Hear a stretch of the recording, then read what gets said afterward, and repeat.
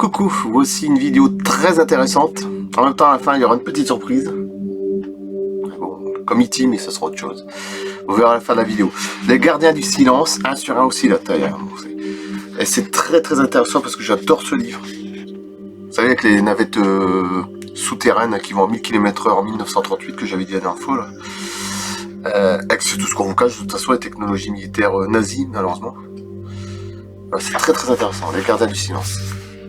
Et c'est un Canadien, Marc Saint-Germain. Vous pouvez retrouver des vidéos sur YouTube.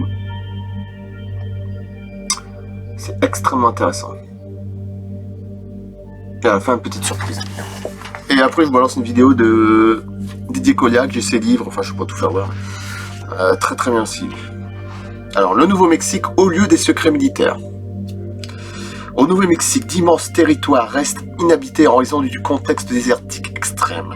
Pendant la Deuxième Guerre mondiale, l'armée américaine a choisi ce territoire hostile à la vie pour y implanter diverses installations militaires, dont, entre autres, des sites d'essais nucléaires et des bases aériennes à très haut niveau de sécurité.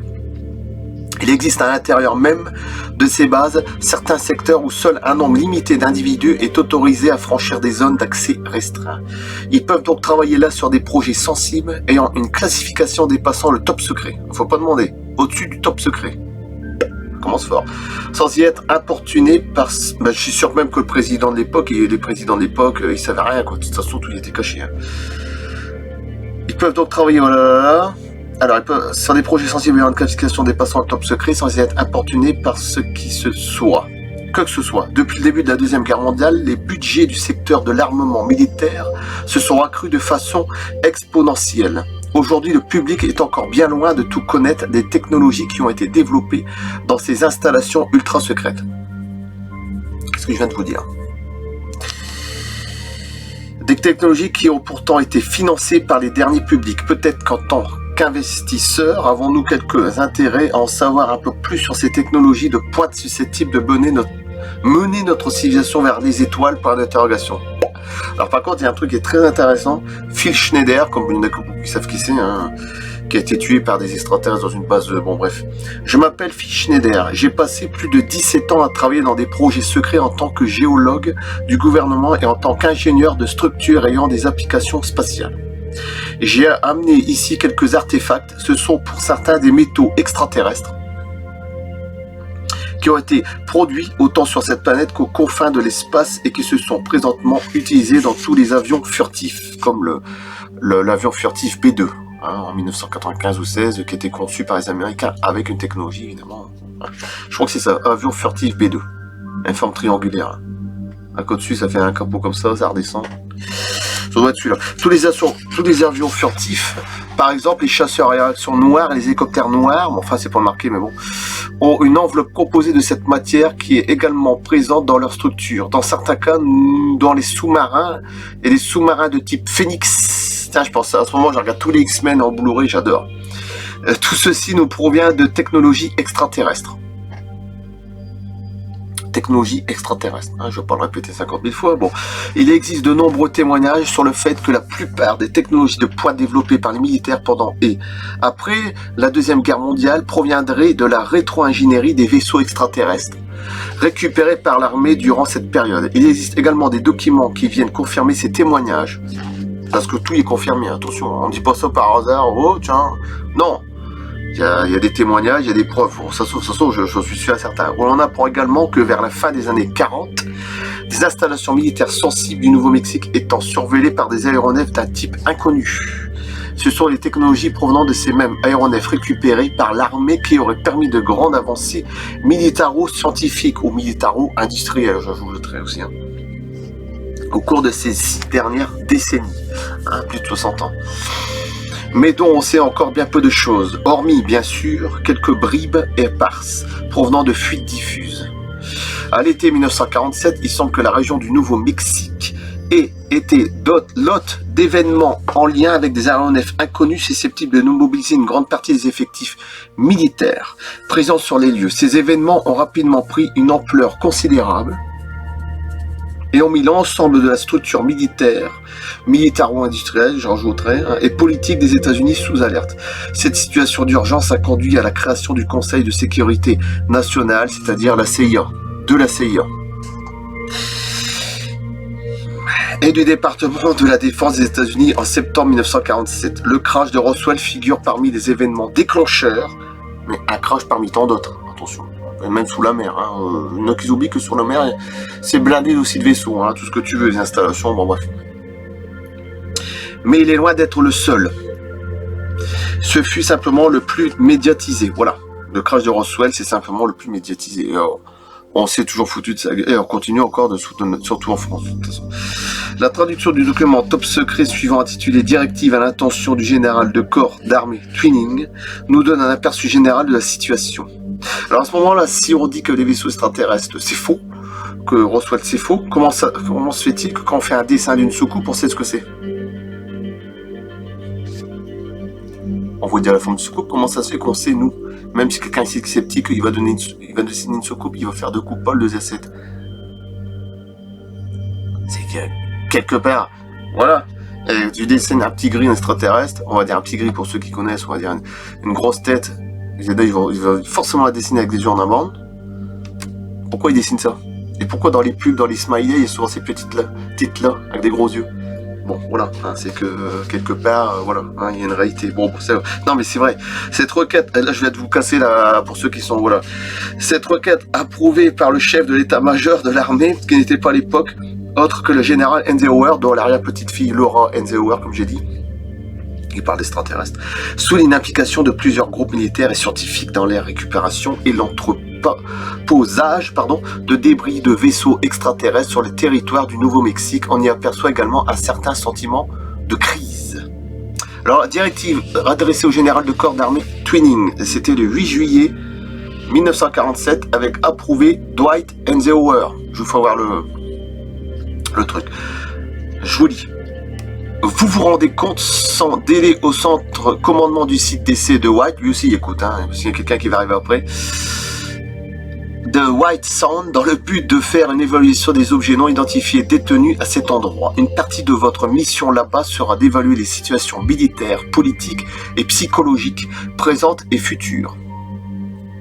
Au cours de votre enquête, vous serez en lien, je vais vous refaire le truc, constant avec les fonctionnaires militaires du secteur. Lors de votre évaluation, il est nécessaire que vous procédiez avec détachement lorsque vous serez confronté aux opinions et aux sentiments provenant du personnel impliqué, quand ceux-ci ne sembleront pas conformes aux perspectives envisagées. En présentant le fruit de votre mission, vous devez vous assurer d'exprimer le plus précisément possible, selon vos estimations, le caractère, l'étendue ainsi que les conséquences probables dans l'éventualité où il n'y aurait pas de collaboration. C'est pas fini. Quand votre mission au Nouveau-Mexique sera terminée, vous vous rendrez brièvement dans les installations de la Commission à l'énergie atomique de Sandia pour y faire une estimation de la situation ainsi qu'une évaluation de la réaction des personnes de Los Alamos qui y sont impliquées. Avant d'aller à White Sound, vous communiquerez avec le général Eisenhower. Déjà, tu sais, waouh, ça doit... T'as ça devant toi, général, wow.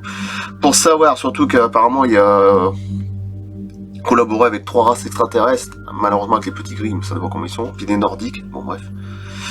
Pour savoir, ce qu'on dit, attention, parce que c'est peut-être plus, c'est peut-être moins, c'est peut-être qu'une race, on va savoir. Pour savoir si la peut-être que vous vous rendiez à la base aérienne à Kirtland. La seule qui sait, c'est l'arrière-petite-fille Laura.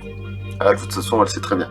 Vous prendrez avec vous d'autant d'experts, des techniciens, de scientifiques et d'assistants que vous jugerez nécessaires pour l'accomplissement de votre mission. Approuvé, Dwight Eisenhower, 8 juillet 47. Ok. Ok, approuvé. Hein, c'est du très lourd là ce que je fais voir. Hein. Je sais pas si vous imaginez un petit peu. Hein.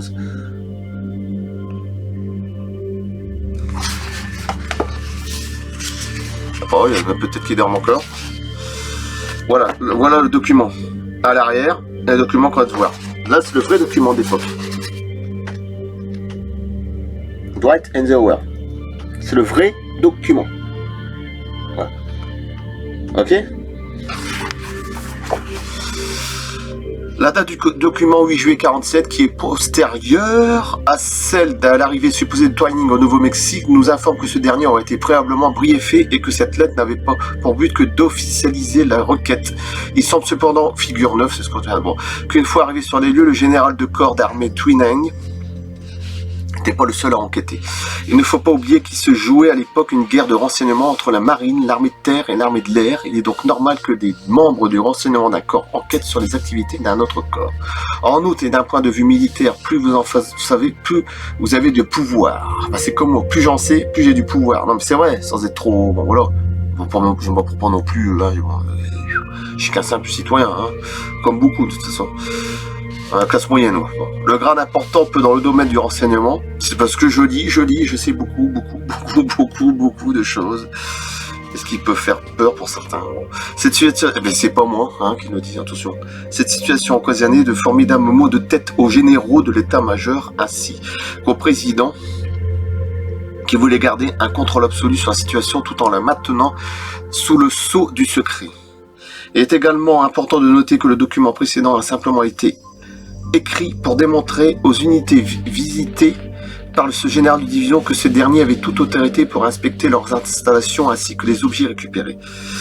Voilà. Et pour confirmer que le général de corps d'armée Twining a effectivement visité les différentes installations décrites dans le document concerné, il suffit par conséquent de chercher parmi les rapports d'autres unités présentes cette semaine-là. L'unité des phénomènes interplanétaires, IPU, créée en 1942, par le général Marshall, aurait en l'occurrence été affecté sur les lieux pour enquêter sur les événements. Cette information nous provient des dires même de Thomas Cantwell, un ancien membre de l'IPU, l'unité des phénomènes interplanétaires, qui aurait été présent sur les lieux des crashs du Nouveau-Mexique en juillet 1947. Bon. Pour appuyer ces informations, Cantwell réussira à sortir également des nombreux documents ultra confidentiels dans un rapport de 7 pages. Qui se veut être un résumé d'enquête sommaire sur les événements de Roswell de juillet 1947, la partie du rapport de l'IPU se rapportant à la visite du général de corps d'armée Twining, un des éloquentes. Le 7 juillet, le général de corps d'armée Nathan Twining est arrivé à la base de l'AAF d'Alamogordo pour un rendez-vous secret sur le chef d'état-major Spaatz, ainsi que pour voir les restes récupérés du vaisseau du site d'écrasement LZ-2. Le 8 juillet, Twining a visité la base de l'AAF de Kirtland pour inspecter les parties du générateur qui ont été récupérées le 9 juillet. Twining et son personnel ont fait un vol jusqu'au WSPG, oui mais en anglais je suis nul, pour inspecter les pièces du vaisseau entreposées là-bas. Et le 10 juillet, ils ont fait une inspection des installations de recherche et développement d'Alamogordo pour ensuite retourner à White Flame. Nous croyons que Twining et son équipe préparent un rapport détaillé des 2 incidents, ultérieurement suivi d'un briefing. Pour finir, et ainsi que le président de l'IPU, Twining soumettra le projet White Hot Intelligence Estimate. Ça va, je l'ai peut-être bien dit, le 19 septembre 1947, aux plus hautes instances de l'appareil gouvernement américain, ce restant détaillé de 19 pages sera un compte rendu substantiel concernant les événements de Roswell, incluant de multiples recommandations quant aux futures prises de décisions politiques qui en découleraient. Après, je vais faire notre ami. Il s'agira en somme précisément de la finalité de la mission Twining au Nouveau-Mexique, conformément à ce que demandait le général Eisenhower dans le document directive adressée au général de corps d'armée Twining. Et c'était magnifique. Le Nouveau-Mexique au lieu des secrets militaires. Et je vais faire un autre ami et je coupe. Parce que depuis tout à l'heure il chauffe un peu.